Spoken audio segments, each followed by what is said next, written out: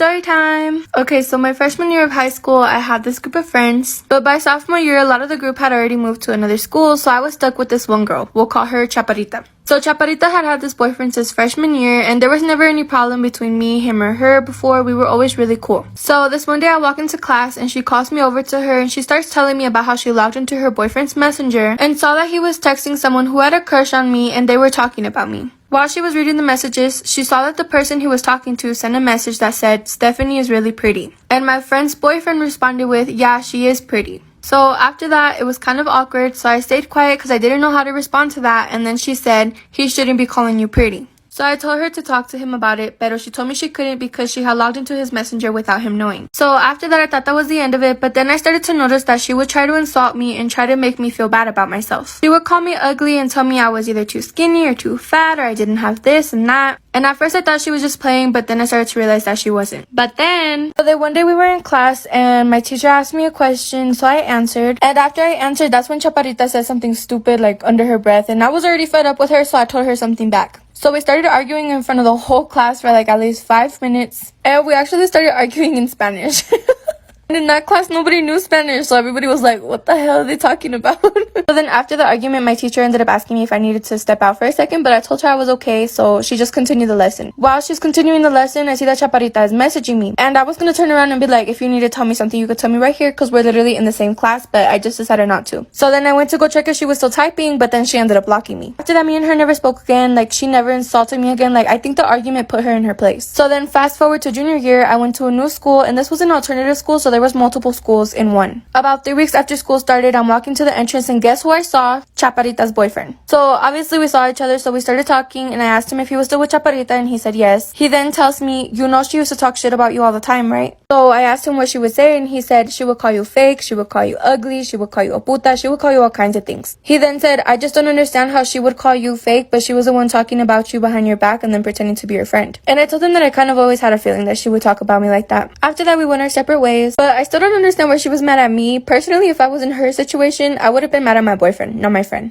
Story time! When I was 15, I had my first girlfriend. So keep in mind I was very young and naive. My girlfriend at the time and I were taking things slow upon her request because I was also her first girlfriend, and she was around my age. We met in freshman year and we became best friends. One thing led to another, and before we knew it, we caught feelings. Fast forward to my 18th birthday, me and my girlfriend went to a haunted hayride park with my former best friend and her boyfriend at the time. After the night was over, we realized how late it was and we decided to stay at my best friend's house that night. That was the first night we ever did anything. After it was over, my ex went to sleep, but something wasn't sitting right with me. My gut feeling, which never fails me, told me to go through her phone. First, I went through her messages, but I found nothing. Same with her pictures, social media, and other apps. But the feeling still wasn't going away, so I laid there in bed thinking maybe I was going crazy, but then I told myself, go through her notes. That's where I found a love letter from a boy. We'll call him Bob. He was saying things like, "I can't wait to see you, I love when you tell me you love me," and so on. So out of anger, I screenshotted everything and I posted it on her Facebook. All I kept thinking to myself was, if she thinks she's gonna be happy after I leave her, she's wrong, because no one wants to be with a cheater. Well, like a dummy, I forgave her. At this point, the cheating never stopped, and it was always with boys. I kept forgiving her, thinking maybe she changed. Fast forward, it's about 2 weeks before our 5-year anniversary, and I find out that she's cheating again. At this point, I was over it. I tried to let it go, but I couldn't, so we ended up breaking up. But we always had a pact to stay friends if our relationship didn't work out. So at this point, it was really awkward, but it worked for a bit. One day when I got home from work, I'm sitting on my porch and I get a message from a boy. We'll call him Frank. We hit it off right from the start, and eventually he asked me to go on a date, and I said yes. So out of excitement, I texted my ex and she asked me with who, and I told her his name, and she was like,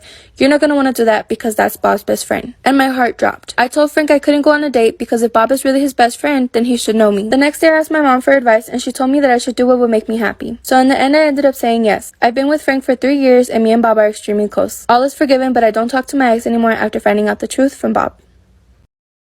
I come from a Muslim family, but I live in the West and my parents are liberal in comparison to my extended family. They've given me a lot of freedom, but there were still a few rules that I knew I should never break.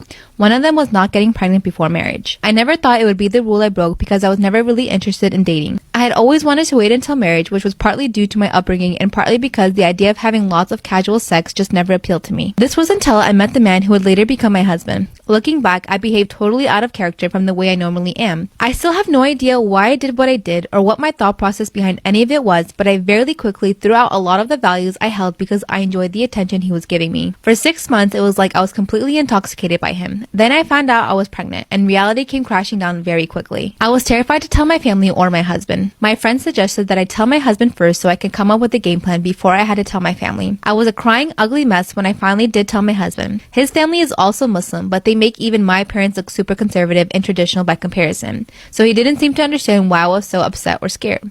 When I finally calmed down enough to explain how strict my extended family was, he told me he would speak to my parents for me and he would tell them we were going to get married before anyone found out I was pregnant. I didn't think he was serious because we barely knew each other. He had been very clear that he was only in it for the fun, and he was someone who didn't intend to ever commit to one woman. And it wasn't like his family would hate him for having a baby, but he kept insisting that this would be the perfect solution and he wanted to fix things. We've been married for 2 years and things have been going much better than I could have ever hoped for. Our families get along great. My parents really like my husband, which I never thought would happen because my dad wanted to kill him when we first found out. The only issue I have is that my husband likes everything his way, and the fact that he has never been in a relationship where he has had to compromise because they usually did whatever it took to keep him happy and interested has given him a false sense of always being right. Whenever we have a disagreement, he loves to say that being married was his compromise and that he protected my reputation, so the least I could do is give him this one thing. It's never just the one thing though. In our entire marriage, he has only backed down 3 times, and 2 of those times was when I was pregnant and only because my sister gave him trouble for stressing out the pregnant lady.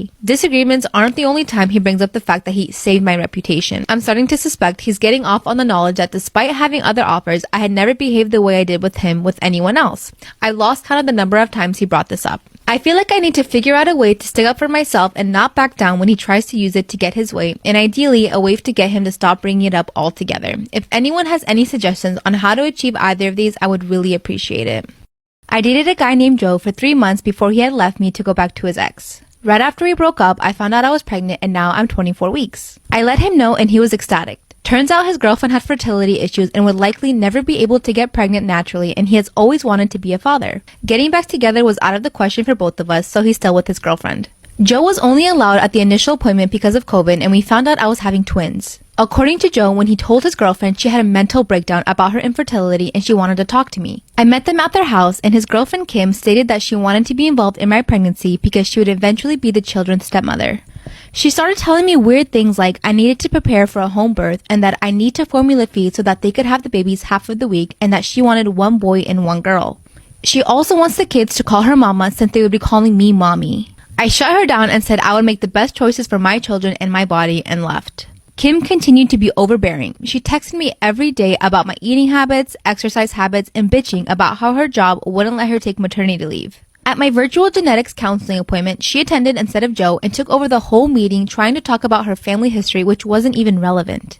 When it came time for my 20-week level 2 scan, they allowed me 1 guess and Joe suggested I take Kim instead of him, which I refused to do. Joe did end up coming and he found out the gender because I wanted to keep it a surprise for me and we could throw a gender reveal party. I put a pregnancy announcement on my social media and Kim did too. She made an announcement stating that they're expecting twins the non-traditional way and how blessed they were. I was irritated, but I kept my mouth shut until she had a gender reveal party, posted it on social media, and didn't even invite me. She also announced that she's having a baby shower. I commented on her post and told her to stop treating me like a surrogate and that the kids aren't hers and Joe doesn't have custody until they are born. I then called Joe and reiterated all of this to him, and I let him know that I'm not going to be seeing either of them until we went to family court and my mother would be my birthing partner. Joe and Kim and some of her family and friends are saying that I'm the asshole, and her mother even called and insisted that I give her one of the babies like this is the Parent Trap. What do I do to get her off my back?